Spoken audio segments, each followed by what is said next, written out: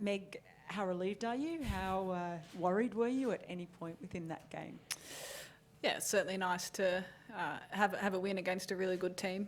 I thought it was a really good performance from us. I think we started well. We were able to sort of calm the situation down early with Beth Mooney playing a really good hand for us. And we were under the pump with the ball a little bit, but I thought we really dealt with it extremely well. And to get over the line against a really good New Zealand team, relief's a good word. Our first challenge for this tournament was to get through the group stage, and to know that we've done that now, certainly a nice feeling. But looking forward to what the next few days hold as well. Obviously, the big thing everyone wants to know is how's Elise Perry? What can you tell us about her? I can't tell you much.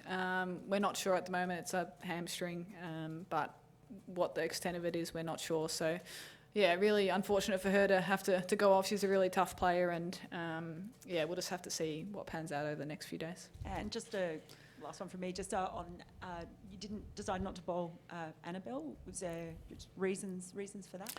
Not really. It just didn't sort of pan out that way. We sort of felt like spin was a good option. Obviously, with Georgia bowling so well as well, she bowled her full 4 overs. It was just sort of situational. It wasn't a plan going in. She was always there if we needed, but just went to other bowlers today. Meg, I think it's been a little while since you've come in at 3 at the fall of Alyssa's wicket. Just some thinking behind that, and I suppose the tempo that was able to build steadily over the innings.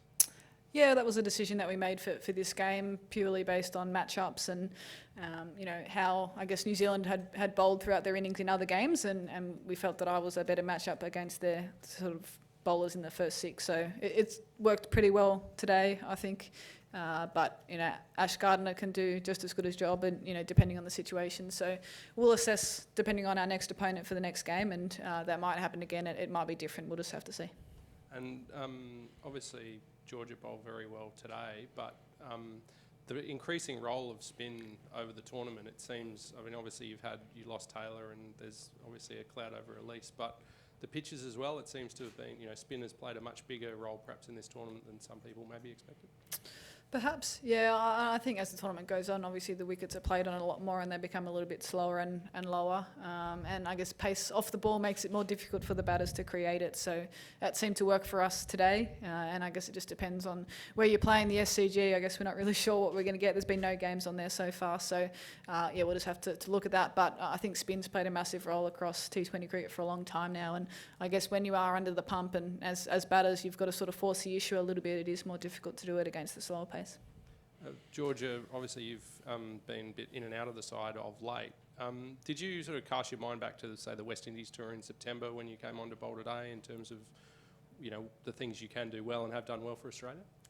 I think it's probably something I'd probably look back on and see how I did things during that tournament and what worked for me. And I think, I guess, implementing those little things in today, it kind of helped out. But I guess knowing that I guess I can play that sort of role in the team, because I guess I did that in the last World Cup. Gives me a bit of confidence, and it definitely sort of helped out today. And what was the conversation like around the LBW? Pretty straight, but bit of height, I suppose, being the doubt. I was sort of confident that it was out, but I think Midge had a pretty big say. Usually have most. Yeah, there was a bit of talk about maybe being too high. As soon as we sort of felt she hadn't hit it. It was worth the gamble, I guess, and it paid off, which was nice.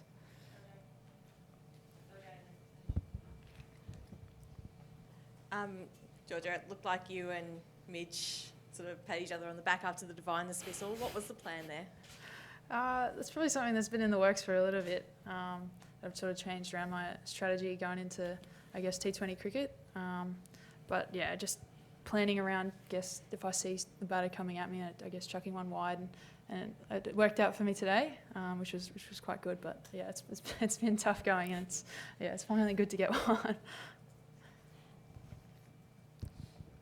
Tell us a bit about your love for photography, videography, video editing. You edit your own stuff. What are the most adventurous things that you've done with Photoshop and Premiere Pro? I have no idea how to use Photoshop. I don't use Premiere Pro, but I guess that being in the West Indies is a pretty cool spot to get some footage and stuff like that. So obviously using the drone there and yeah, I guess I'm no professional at it, but yeah, it's obviously something that I like to do in my downtime. Meg, you mentioned relief. Can you sort of expand on that a little bit further, given this tournament's one where you have been under a lot of scrutiny, a lot of expectation, and not just for yourself, but for the team as well, given it was a hard passage to get there, particularly today? Yeah, I think, especially over the last week or so, we've probably adjusted to that extra scrutiny and things that are happening. And that's not to say we weren't prepared. I think, just once you're actually in the middle of it, you don't really know what it's going to be like until you're actually there. And it probably took us a little bit to adjust. But we were able to scrape through with that win against Sri Lanka, and then really from then on I've just sensed a different group and a really calm group, and I thought today's performance was our best of the tournament so far. We still can get better, but that was how we want to play our cricket, and I thought we were able to really build the base there and then deliver in the back end. So I've said this before, but our first goal was to get out of the group stage, and we didn't think that was going to be easy. I guess we've always lost a group stage game. It just happened to be the first one this time around, and that probably put us under the pump more so than we've been in other tournaments. So we've had to do it slightly differently, but I think it's put us in a really good position heading into the semi-finals to be able to come through, those sort of down moments, I guess, early in the tournament to where we are now. I don't think we could be better placed. Well, how do you sort of manage that then with obviously the potential loss of Elise as well? You get through that tough time and then you get to where you want to be and you won't have Elise. I mean, how do you sort of address that, sort of more from a sort of talking to the team perspective as opposed to who comes in? When you saw when she walked off, sort of the collective shoulders sort of slump a little bit, so you have to sort of really manage that. Yeah, she's obviously been a massive part of our squad and team for a long time, and you can't replace her, but we've got 15 players here who can do a job, and you need a squad to win a World Cup. You can't rely on one or two players and the same 11 each game, and we're going to have to use our depth that we've got. We've said we've got a lot of depth, and I believe that, and we're just going to have to use it, and that's just the reality of it. Unfortunately, in elite sport, you get injuries and things like that, and unfortunately, Lisa's got an injury. We'll have to wait and see what happens with that, but I've got full confidence that any player who comes in can play a role, and we're just going to have to get through it and play maybe slightly differently, but that's fine. You've got to adapt. How was Elise's demeanour just in the rooms just straight afterwards? Oh, she was happy that we got the win, obviously, but yeah, probably a little bit down, and that's probably understandable given the situation. But yeah, we actually don't know a lot about it at the moment, so we'll just have to see. Just there's no reserve day for the semis. Do you have any thoughts on that? I mean, rain is forecast for Sydney. Have you given any thought to that? Not really, no. We were just worrying about today. Yeah, we knew that going in. I guess there wasn't any reserve days, so hopefully the forecast changes. I've seen that happen before, and hopefully we get 2 really good semi-finals in. Meg, probably more than ever before, we're hearing Australia talk as much about matchups. You have more left-handers than in any other team. You really seem determined to use them, even to the point of in Perth we saw promoting Carey over Perry. How much has the role of data determined all this? You said you've been working on venue matchups, player matchups.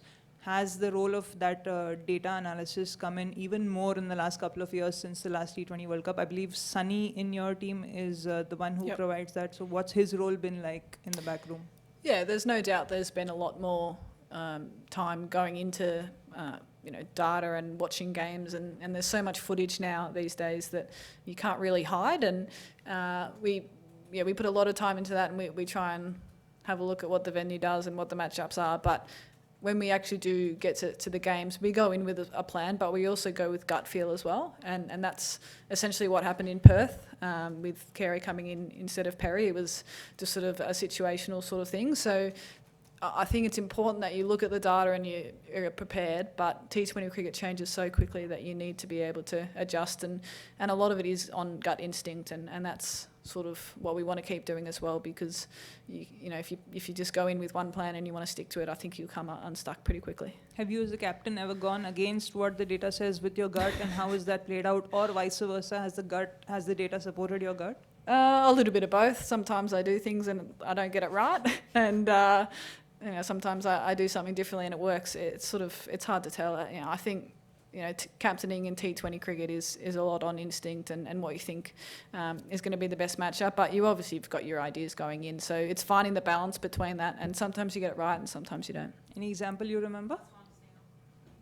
Any example you remember of either case? Not off the top of my head. Sorry. Thank you.